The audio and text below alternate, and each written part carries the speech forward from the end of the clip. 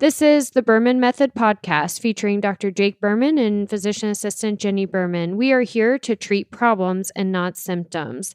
Disclaimer, this podcast is for entertainment purposes only and not to treat anyone or to give medical advice. If you are interested in any information that we are giving and would like to use this for yourself, we recommend that you contact your primary care physician or reach out to us and ask us questions about yourself specifically. Enjoy. And we're back. The Berman Method podcast. David going against Goliath. Treating problems and not symptoms. Dun, dun, dun, dun. Dr. Jake Berman here with my lovely wife, Jenni Berman, physician assistant. Does everybody love my new intro? It's dramatic, isn't it? It is. Maybe we should add some music. Dun, dun, dun. That is music. Yeah. Dun, dun, dun, dun. After I said that, I was like, wait, do we actually need music? We have you. I'm beatboxing over here. So at the gym the other Sunday's the only day we work out together, but because our awesome gym has childcare. So anyway, I showed him a new type of mountain climber, which I called pass-through mountain climbers. And you're like, no, that's like a breakdancing mountain climber. It looks like you're breakdancing, not like a mountain climber. It's not a pass-through mountain climber. That's a breakdancing mountain climber. So you do the beatbox and I'll do the mountain climbers. That'd be perfect. I bet you people would pay to see that. It's true. Well, I mean, anything good, right? Right. Even if it's $1, you pay. See something good. Well, we mentioned last week that we got a new dog. We did. Oh my gosh. A third dog. A third dog. She's almost like 2 dogs. She's huge. She's a little overweight. So Jenni always talks about how we are outgrowing our house, especially after having a kid. We're outgrowing our house. And then we're on the way to lunch. We have a Friday lunch date that's our one time out of the entire week where we go to lunch without Stella and just us. And we are on our way to the Island Gypsy. If anybody's not been there, you should go. It's a ton of fun. It's down on Isla Capri. And it's one of our favorite places to go. It's a beautiful Friday. And we get down there and we're enjoying the sunshine. The weather's beautiful. And I'm like, oh yeah, this is a really nice lunch date. And she goes, so this dog needs to be rehomed. I said, oh yeah? What kind? And she goes, a silver lab. And I said, oh shit. Where's it at? And when did you tell him that we're going to be there? She has been obsessed with silver labs for years now. No exaggeration, for years she has been talking about getting a silver lab. And knock on wood, our 2 dogs are more than healthy. And I'm like, we're not getting a third dog. You're just going to have to sit tight. Well, and I never wanted a third dog because, like he said, we're already outgrowing our house. So we're at lunch and she goes, yeah, this silver lab needs to be rehomed. And I said, shit, I knew it was over. I knew it was over because she goes, and I thought everything through. I thought about every scenario about how this is going to impact our lives. I thought about our walks. I thought about when we go out of town, who's going to dog sit. We're going to have to get the dog sitter because 3 dogs is probably too much for your mom to help us out with. I thought about the dogs riding in the truck, if there's going to be room for them. And I'm like, oh my God, can I get another beer, please? Waiter, one more beer, please. Oh, man. So I don't even ask to look at a picture of this dog because it's irrelevant. It doesn't matter. The decision has already been made. So we pay the bill. We find out where this dog is. We drive over to the house and we look at this dog and I'm going, damn. That is not a dog. That is a hog. She's overweight. I mean, you could eat dinner off of her back. This dog is easily 30 pounds, if not 40 pounds overweight. And it's only 2.5 years old.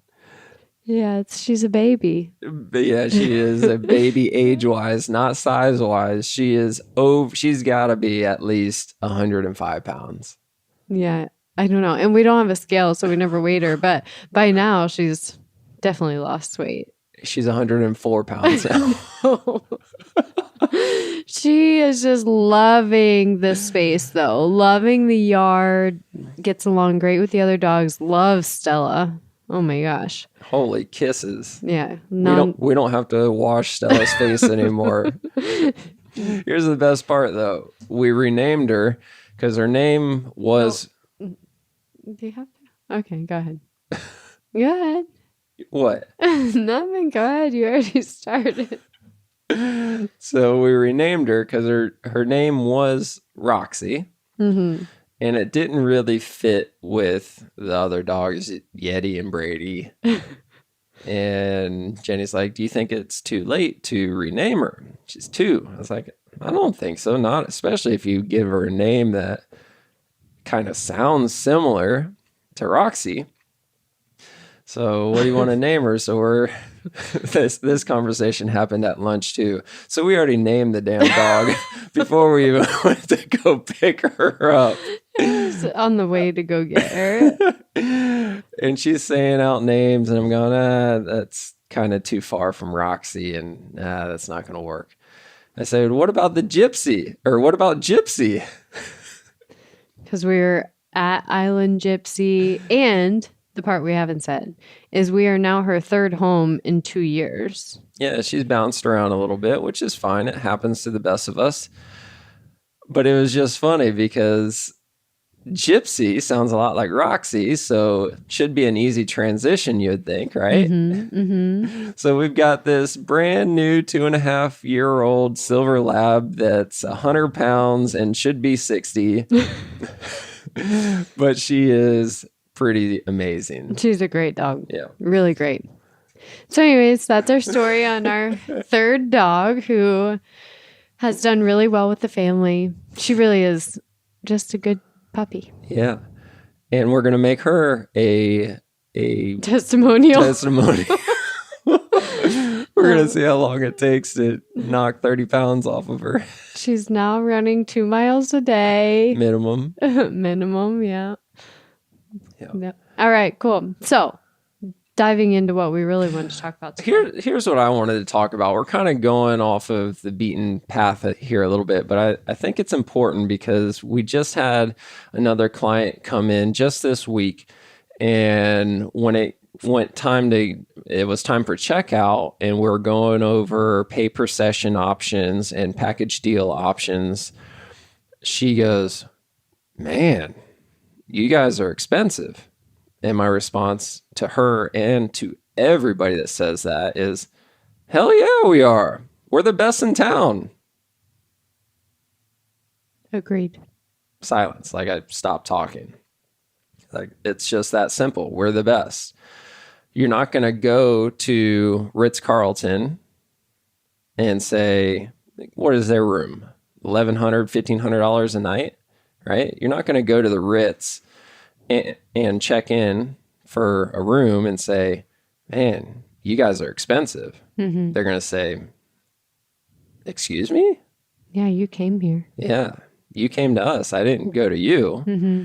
Right? So this may sound a little cocky or arrogant, but it is true because we are the best. I'll say that as humbly as I possibly can. We are the best because we're going to actually listen to you. Right? We're going to listen to you and your body and give you exactly what you need, no more, no less. It's not about me. We talked a little bit about this last week about we're not the heroes.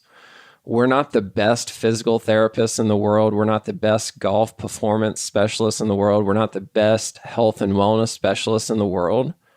But we are the best at listening to you and figuring out what it is that you need, because you are not like everybody else. So I can't give you a one size fits all. I can't give you my egotistical idea of what I think is going to fix you. I have to actually listen to you and actively listen to you, not just hear you, but actively listen to you, process it, digest it, and then say, okay, based off of what you're telling me there, I understand you. And when you understand that I understand, success is inevitable. It really is. If I can't help you, I'm going to find somebody that can help you because I understand and you understand that I understand. And it really is that simple. Not easy, but that simple. So to come back to this lady, man, you guys are expensive. And I say, hell yeah, we are. We're the most expensive in town. We're proud of those rates because we are.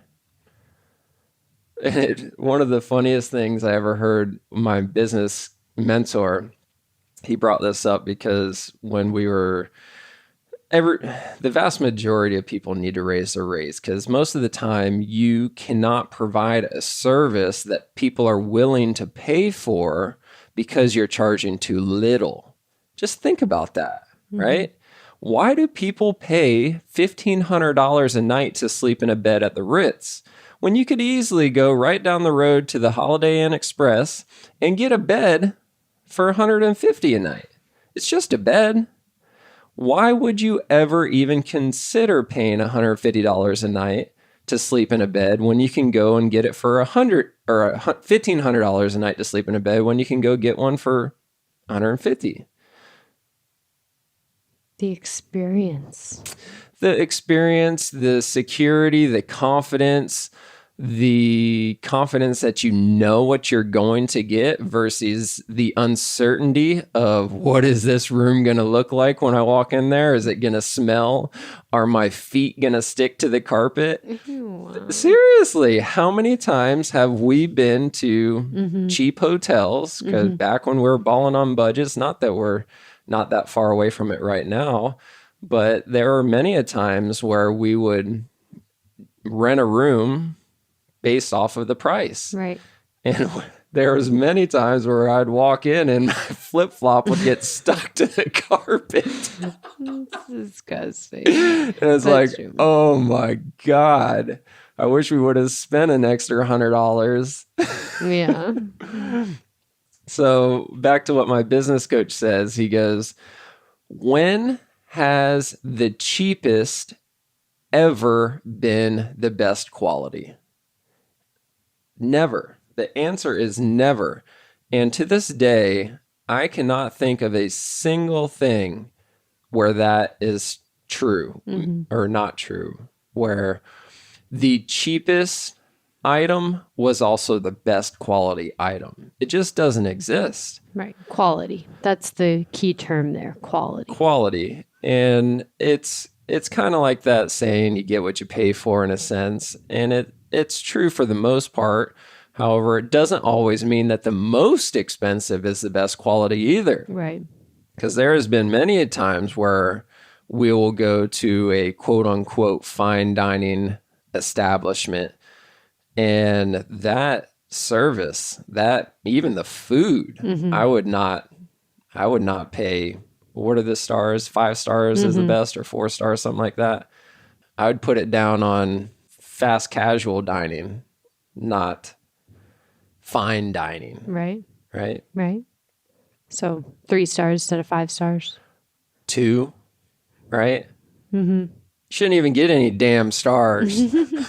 But the point is that the best of the best, or what they say is the best of the, or the most expensive, I shouldn't say the best of this. The most expensive isn't always the best of the best. It's not. And it really does come down to how much do they care about you? Right. Meaning whatever it is.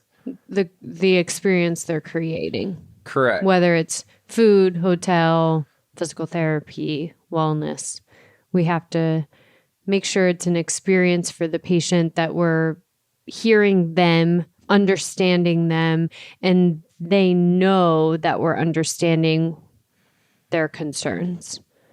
and then to figure out how we can help their concerns specifically. Right. One of the most challenging parts for a lot of great therapists out there is setting your ego aside and saying, I know how to fix your problem before you even tell me what your problem is. That is an egotistical thought process. It's almost like Superman, meaning that I'm going to fix your problem no matter what the problem is. And it's really challenging for a lot of great therapists out there because you've already come to a conclusion on how to fix this problem in front of you before you've even heard what the problem is. When that happens, the patient never feels like you understand them. And if the patient does not feel like you understand them, then it's really hard to be successful. You can be the best manual therapist in the world, but if you can't connect with somebody, you're not getting them better. There's no chance. The patient has to understand that you understand. Right. And that's what we're striving to become world class at. Right. And to know that the treatment plan for some X person to Y person, even though they have the same diagnosis, same pain, same symptoms, the treatment plan is not going to be the same for both of them. And that's something that we, on my side, have to figure out every time we start with someone new is we have to connect with their personality. We have to connect with their lifestyle. We have to understand their medical history, and the path that we're taking is not going to be the same from one person to the next, even with this same idea. It can't be. I just saw another thing just last week that's been popping up regularly over the past few years where they're anticipating that AI, artificial intelligence, will remove the need for doctors and lawyers by the year 2030 is what they're predicting, because the jobs that lawyers and doctors do are so, the way that they're describing it, repetitive or predictive, that artificial intelligence can be programmed to do it. I disagree with it. Mm-hmm. I mean, lawyers, I guess you could argue that, because what does it say in the book? I mean, the law is the law. There should be black and white, but lawyers get paid a lot of money for this gray area, but we're not going to get into that right now. However, doctoring, yes, in textbooks, it is black and white. But when you've got a patient sitting in front of you, you've got to treat the patient, not the symptom. I mean, symptoms in a textbook, yes, they're black and white, but there's just so much that goes into it that the ability to understand that's where the magic happens. Right. And I think shifting a little bit more even to how we do what we do is a lot of doctors and physical therapists and chiropractors and all the people are dictated by what they can do based off our medical insurance. And that's one of the biggest reasons why we are out of network, so we can continue to treat the patient, the person, their problems, and figuring out what are their problems, where are these problems coming from, what is the bottom line. And we can do that because we're not dictated to a referral or one diagnosis code from the insurance company. We can actually take a step back and look at the whole person, put our hands on their feet if they're complaining about their back, or look into their blood even a little bit deeper with these food sensitivities or metabolic dysfunctions, rather than just, going after the weight specifically. Exactly. It's so ass backwards how it is in this country, because we're really the only country that thinks this way as far as putting health so far down on the priority list as far as spending your money on, because I've talked to many people from other parts of the world, and it just blows their mind how Americans second guess or question or don't even consider spending their own money on preventative healthcare. An ounce of prevention is worth a pound of cure, that saying. And it's really asked backwards because you spend so much time, Americans in general spend so much time and effort saving money for retirement, right? It's all about how hard can you work during your working years? How much money can you put aside? How much money can you save? How much can you get in the stock market so that you've got this nest egg so that when you retire, you've got enough money to live out your retirement?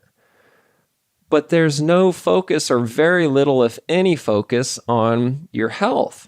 It's like, what the hell? What does it matter if you've got billions of dollars, but your health is shit?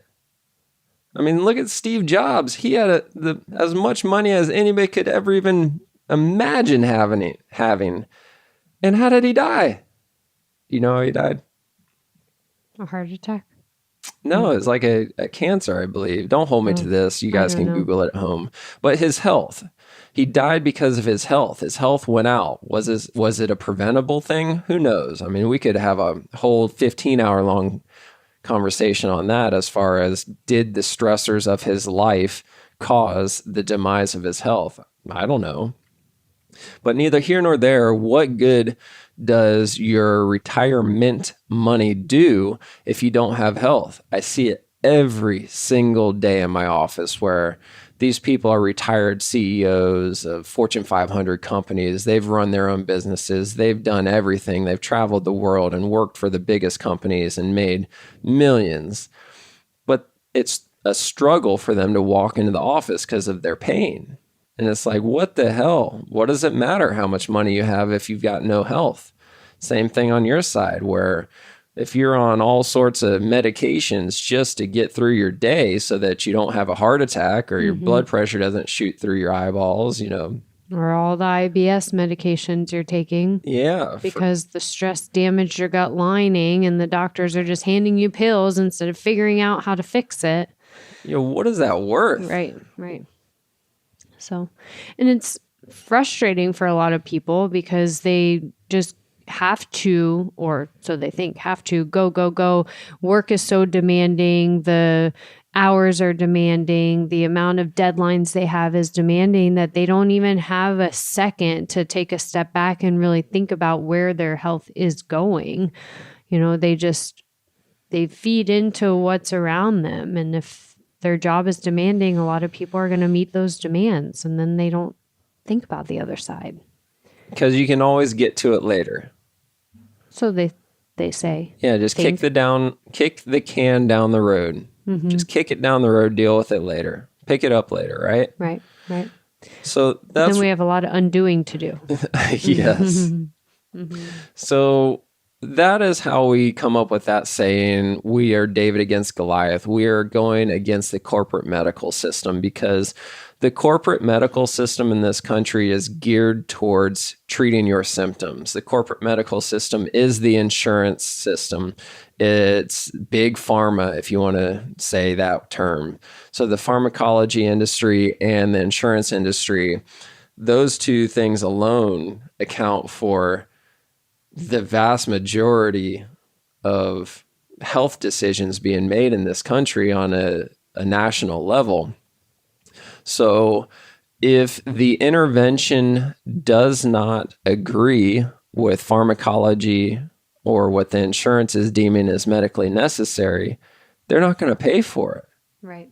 I had just last week, I would like to order some blood tests on a client based off what we found out during their medical consult. There's some specific testing that I would like to do to see if I can help to figure out the problem that's going on with this individual.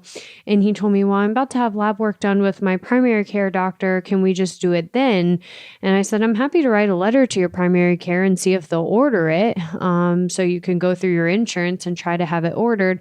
And sure enough, I wrote the letter to the doctor. They wrote me back and said, I don't have a diagnosis code for this. Insurance isn't going to cover it. I'm not ordering it. So they just don't order a test because they can't figure out what diagnosis code to apply to the test.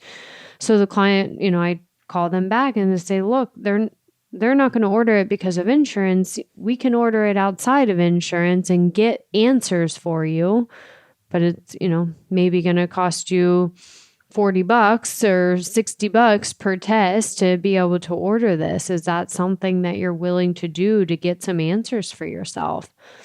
Versus, if the doctor did order it and insurance didn't cover it, he would have got a $4,000 bill. I mean, so we're not talking a lot of money to be able to go outside the corporate medical system, especially if you look at it in the big picture.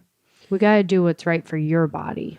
Let's end with that, the big picture. I would like to end with this hypothetical question that there's no real answer, but it makes you think a little bit. And I do this with people that are skeptical to make the big purchase with us downstairs for their physical therapy program.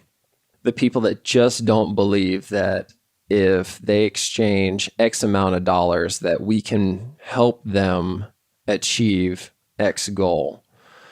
And this is the hypothetical question. Think about whatever health ailment it is. Your back is killing you so bad that you can't get up out of a chair anymore. You can't get down on the ground and play with your grandkids. You can't play around a golf. You can't go socialize with your significant other. You can't enjoy life anymore. Or think of a systemic thing where you're lying on your deathbed essentially because you just had a massive stroke and the whole entire left side of your body is now paralyzed essentially. And you're lying there going, man, what if there was a magic pill? What if I could take a magic pill right now and this would go completely away and I could be 100% again? If I took this magic pill, my back pain would go away. If I took this magic pill, my whole left side would not be paralyzed anymore. How much would you be willing to pay? For the magic pill. For that magic pill. Mm-hmm. That magic pill is sitting there right in front of you on a plate. All you got to do is come up with the magic number. Right. Right? You take this magic pill, there is 100% guarantee your back pain goes away and it never comes back. You take this magic pill and it's 100% guaranteed that your paralysis goes away and it's like you never had a stroke and you live your life happily ever after. How much would you pay for that magic pill? Mm-hmm. It's a very challenging question to answer because I don't know. You don't know. But I know that there are certain people that I've asked that question to where deep down they're thinking about a number that is much larger than six figures. Mm-hmm. And some other people that are thinking of a number that might be not even close to six figures. And, it just depends on your life circumstances and how severe your problem is. But I love that question because if you really think about the answer, what would you be willing to pay if you had that magic pill in front of you? That's really what you should be willing to invest before it gets to that point. Well, sure. And, especially if it's that debilitating for your life, people come see us when it's debilitating for them, whether it's emotional, physical, mental. We unfortunately see people at that state, but we're able to get them back to the state where they're not as debilitated. But again, you have to invest in your own health, and we for sure are going to invest that back into you to make sure that you're reaching the goals. But, where Jake is going with this is, what is the big picture? What do you want to be back to doing, or what do you still want to be able to doing 15 years from now and never get to that point? You have to invest into your own health. Correct. All right. Nice. So let's end on that one. How much would you invest for that magic pill? Or how much would you exchange for that magic pill? Right. Whatever that number is, you should be willing to invest that into your ounce of prevention right now. All right? Cool. Was that fun? Yes. David against Goliath. Cheers. Have a great week. Let's go see if Gypsy destroyed anything. All right. See you guys. Bye. Thank you for subscribing on your social media and podcast platforms to the Berman Method. Dr. Jake Berman with Berman Physical Therapy and Jenni Berman, Physician Assistant with Berman Health and Wellness. You can find more information on our website, www.bermanpt.com for physical therapy, bermanpt.com/wellness for the health and wellness. You can also find us on social media, Facebook, Instagram, and on your podcast platform. So be sure to follow us, like us, subscribe to us. And if you would like any further information, definitely visit our website and reach out to us. You may also find our free reports on the websites as well, where you can download this free information for yourself. Have a great day.